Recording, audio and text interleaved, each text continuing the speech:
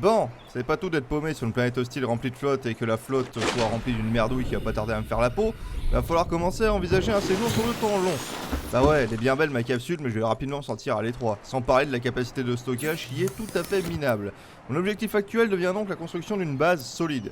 En tout cas, me voici reparti en exploration. Mon objectif, trouver de l'argent, faire de l'électronique. Cette fois, j'ai pas le choix, je dois aller plus profond. Matelot Genway au rapport. J'entame l'exploration du biome des grandes forêts d'algues qui bordent ma zone d'atterrissage. Honnêtement, je pense que j'ai jugé l'endroit un peu trop vite. La végétation est florissante ici, la lumière éclaire parfaitement les herbes. C'est presque reposant. Peut-être que les grosses bêtes sont pas si méchantes finalement. Ok, on oublie ce que je viens de dire, ils sont en train de se faire les dents avec des plaques en titane. Je pense que je vais me barrer d'ici. En faisant un calcul rapide, j'estime que mon délicat corps de montagnard est moins résistant qu'une coque destinée aux pressions absolues de l'espace. Définitivement, les requins sont à éviter. Cela dit, je suis bien obligé de rester dans le coin. L'Altera a vraiment perdu tout et n'importe quoi dans sa chute. Et je dois scanner tout ce que je peux pour faire passer mes chances de survie de rien du tout à un peu moins rien du tout. Ah ça les humains, s'il y a bien un truc sur lequel on est les meilleurs, c'est clairement la pollution. Regardez-moi ça, à peine posé sur la planète qu'il y a déjà des merdes de partout. Des morceaux de baies pour véhicules, des tables, des poubelles, des morceaux de salle et même un bout de réacteur de sous-marin. Vu la taille du machin, c'est pas demain que j'aurai besoin de ce truc, mais bon, au moins je l'aurai sous le coude. D'ailleurs, j'arrête mon exploration en avant à partir de ce point. Vu la gueule de l'environnement, l'Altera a pas dû perdre que de la ferraille. Ce genre de désert sans vie et tout moche, je reconnais. Ça c'est signé pollution chimique et radioactive. La vache, on aura vraiment été rapide pour la pourrir celle-là. À peine arrivée, déjà irradiée. Bien, faut le garder, ça sera un bon slogan pour cette foutue compagnie. Je le savais que j'aurais dû rester dans les expéditions minières. D'ailleurs, quand je rentre dans le pad m'annonce que j'ai bien fait. Le réacteur a visiblement dû morfler. On m'annonce que l'Altera va nous faire une petite explosion quantique des familles. Ah, à ce stade, ça me fait plus rien. Franchement, qu'on m'annoncerait qu'ici il pleut des cailloux et que l'air se transforme en purée tous les 3 jours, que ça m'étonnerait même plus. Bah, ça fera un truc distrayant à regarder au moins. Rapport du matelot Genway. Alors, je vous préviens tout de suite, si vous comptez sur moi pour éviter l'explosion, vous oubliez direct. Déjà, rien que le terme explosion quantique, je trouve ça débile. Ça veut dire quoi encore cette carabistouille? Elle a lieu ou elle a pas lieu l'explosion? Comment que ça peut être dans 2 états en même temps une explosion, hein? Je suis paumé sur cette planète pourrie, à cause de ça, j'exige une explication. Ah, attendez 2 secondes, j'ai un appel sur la radio.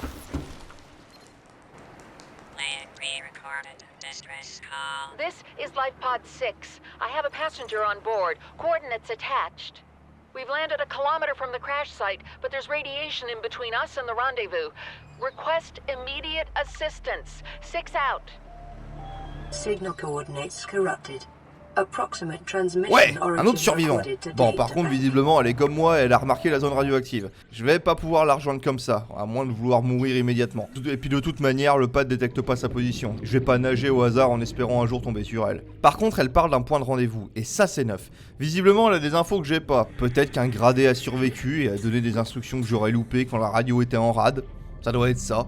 Cela dit, outre le fait que c'est ces mêmes gradés qui nous ont ramenés sur cette planète pourrie et que je leur fais pas confiance, j'ai pas la foutue moindre idée de comment les trouver. En tout cas, avec tout ça, j'ai toujours pas trouvé ce que je cherchais moi, je retourne donc à la flotte. Mes explorations sont désormais de plus en plus longues, cette fois je pars à l'opposé du vaisseau, pas envie d'être là quand ça va faire boum. Je trouve bien 2 ou 3 trucs dans les forêts d'algues, mais pas la moindre trace d'argent. Ah, l'histoire de ma vie. Au bout de plusieurs heures de nage, cela dit, je finis par tomber sur un nouvel environnement, encore plus profond d'ailleurs, génial. Même ma combi finit par se foutre de ma gueule. Mon Dieu, j'en ai marre de cette planète.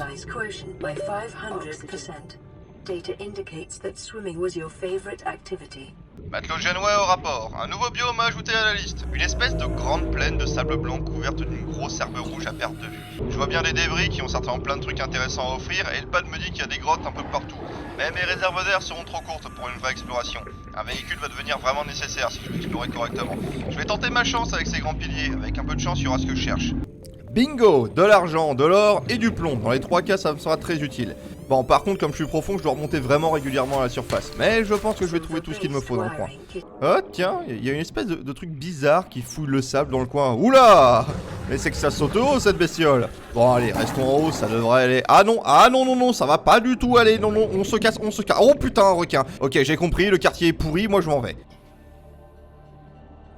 Faut vraiment que je fasse gaffe, moi. Évidemment que ça allait essayer de te bouffer, abruti. T'as pas encore compris que cette planète voulait ta peau, pauvre cloche? Il y a bien que les couillosaurus qui sont gentils avec moi. Tiens, j'ai été méchant de t'appeler comme ça. Comment que le pad il t'appelle, mon gros?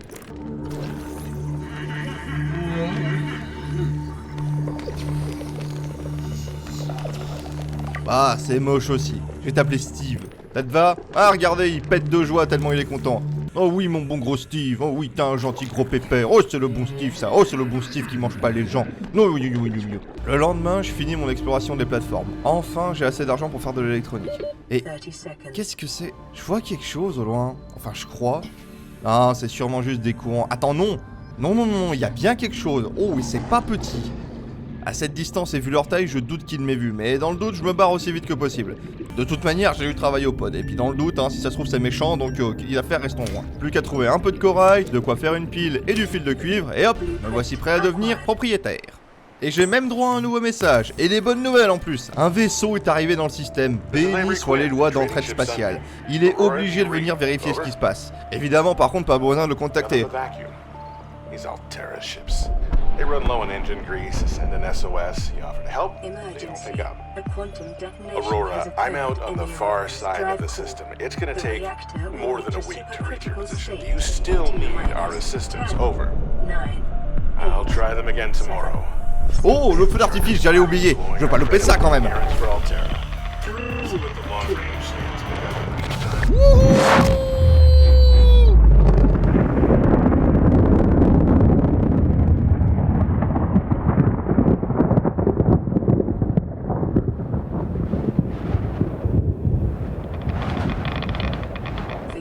Ah c'est sûr, les moteurs quantiques, quand ça pète fort.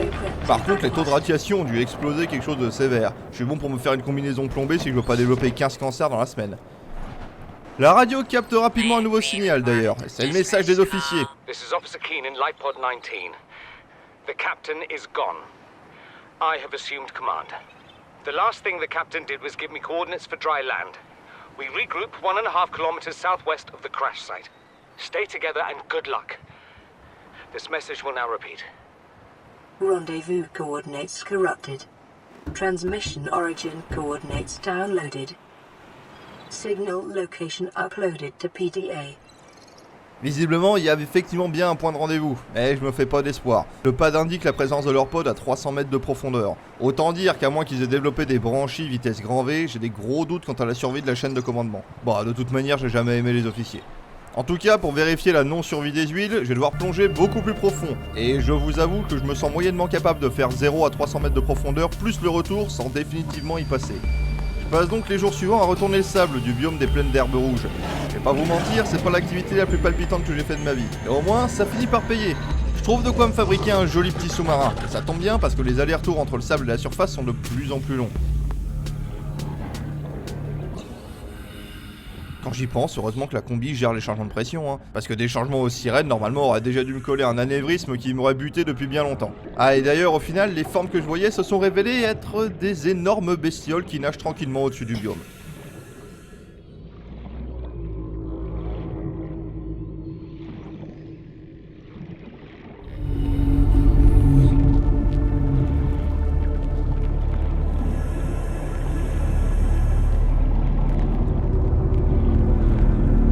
Pas vous mentir, vu leur tête, quand je les ai croisés la première fois, j'ai bien cru que j'allais y passer. Mais ça va, ils sont pas méchants. Vu leur morphologie, ils ont l'air de filtrer l'eau pour se nourrir. On peut même les toucher. J'hésite de les appeler Joe, Jack et Avril. Ils me serviront de repère dans le coin. En plus, leur présence a l'air de chasser les requins et les autres prédateurs. De gros gardiens tranquilles. En rentrant de ma collecte, je croise Steve d'ailleurs.